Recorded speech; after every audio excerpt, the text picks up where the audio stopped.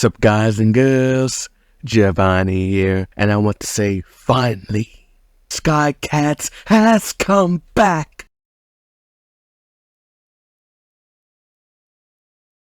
Home.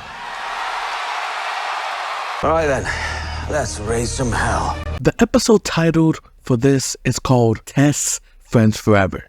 Best Friends Forever. Get it?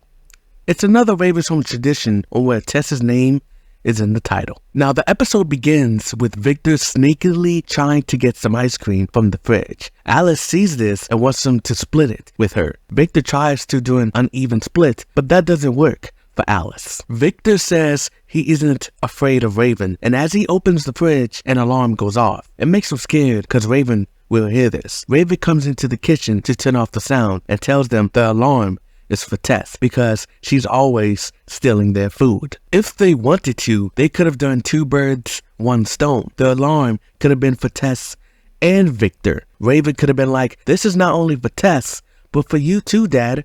You're supposed to be getting healthy. As Raven is talking, Tess comes in and gets some pretzels from the snack closet. Guess Raven forgot to put an alarm there, but this could have been avoided entirely if Raven had locked the front door, because how did Tess get in the house? I mean, Tess does have family members that have been to jail, so maybe she lockpicked it. Plus remember, it was said when she knocks on the door, she wants something, and if not, she just walks in. But what really grinds my gears of Tess's first scene is that she didn't get the audience cheer track. What?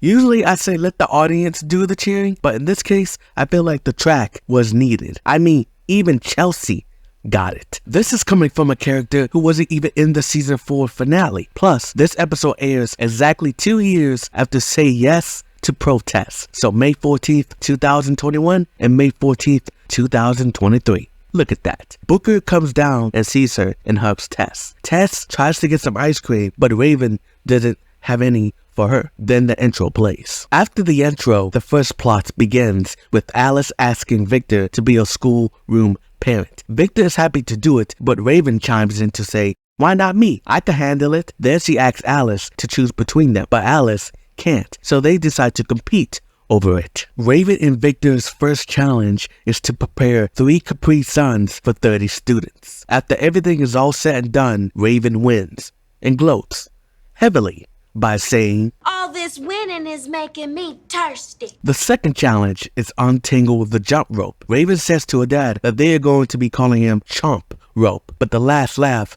goes to Victor as he wins while Raven gets tied up. Third challenge is to put all their snacks into a bag. But before the third challenge, Raven and Victor see what a room parent is going to do. Snack duty, bake sale, clean the gerbil's cage, attend weekly meetings, and more. So when the third challenge starts, they both try to lose on purpose since it would be a lot of work. Alice is confused on what's going on, but eventually realize they are trying to lose on purpose. They come clean to Alice, telling her that's a full-time job, and they already got full-time jobs. This makes Alice sad, which makes them sad, wondering where did it all go wrong.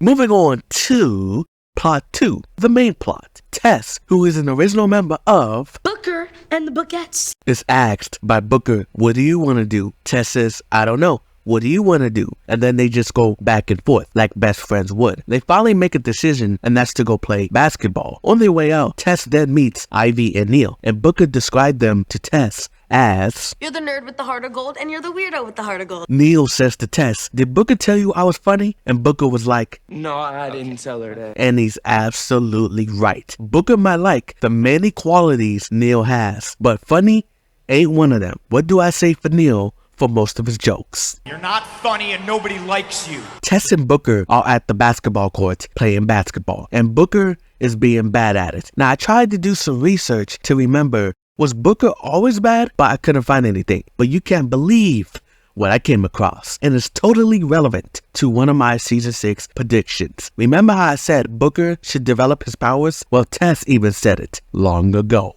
I can't believe you used your visions to spy on me. It wasn't on purpose. You know I can't control my power. Maybe you should learn. Imagine.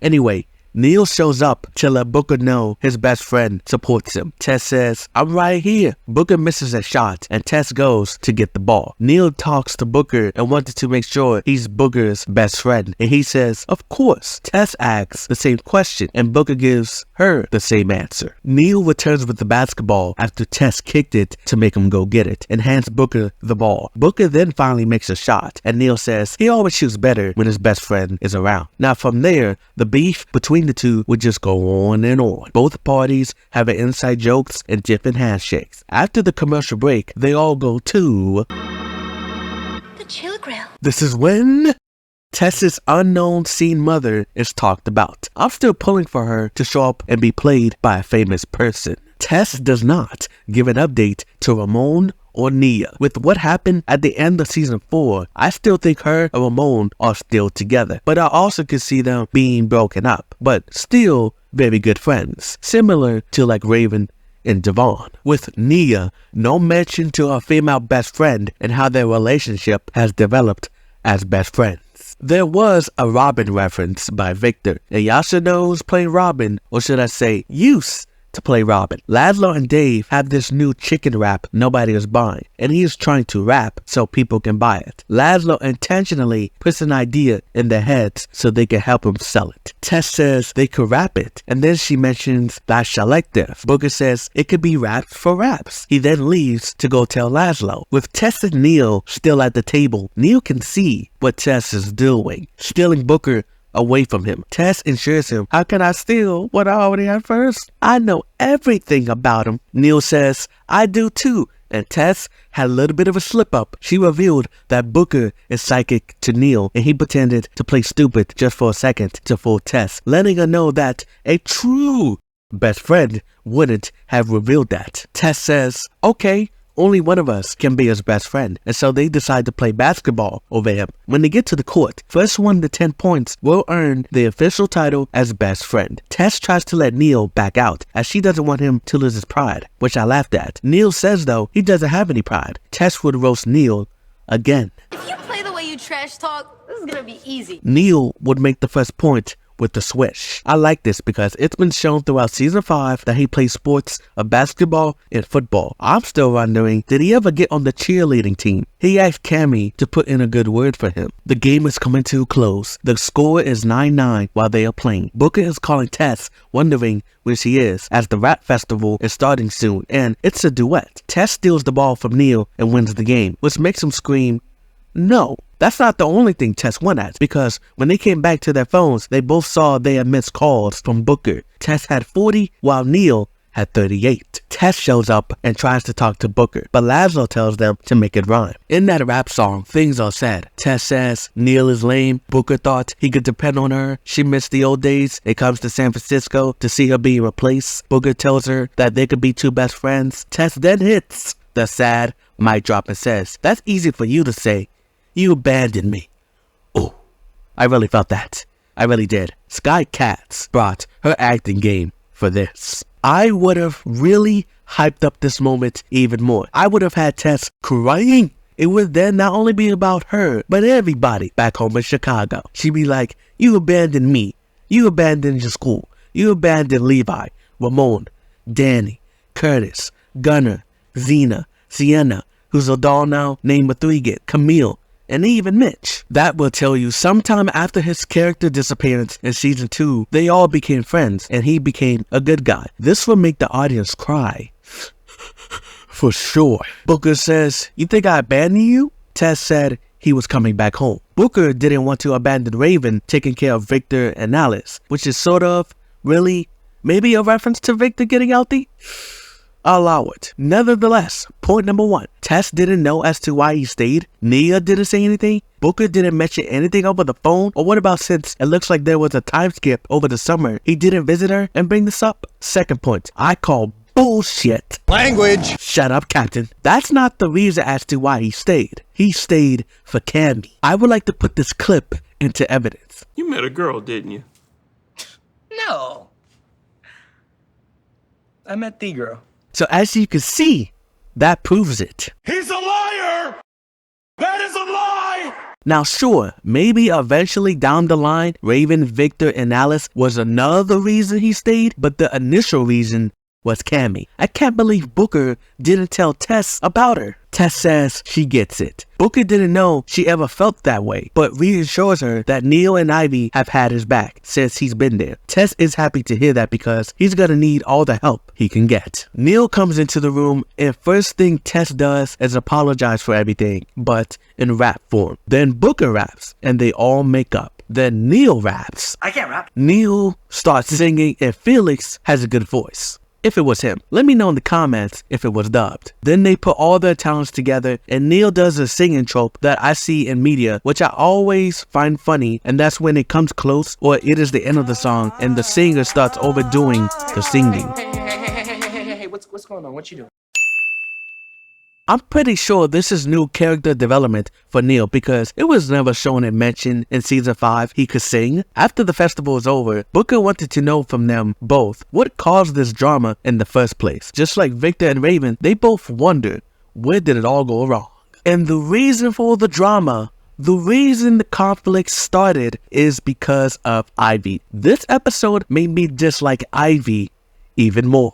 She started all this conflict just because her TV show is on break. If it wasn't for her, Raven would have been fine with Victor being the schoolroom parent by himself, and Neil wouldn't have had beef with Tess. For that, it made me dislike Neil even more. But on the other hand, this could have made me like Neil even more. Ivy is coming close for me to preferring Neil over her because right now, she's just meh while I don't like Neil. I'm still not over season 5 episode 12 of her trying to force Booker to reveal his secret. Since that episode, her character has been in a downward spiral. I mean, she was eating an apple like she was the villain. And you know only 2 people eat apples in media. The villain and the badass character. The episode ends with Raven and Victor in the kitchen deciding to both be Alice's room parent. They made 500 sandwiches. Well, looks like Ivy did most of the work. Tess walks in and says her goodbyes. The writers tried to give Ivy the slight passing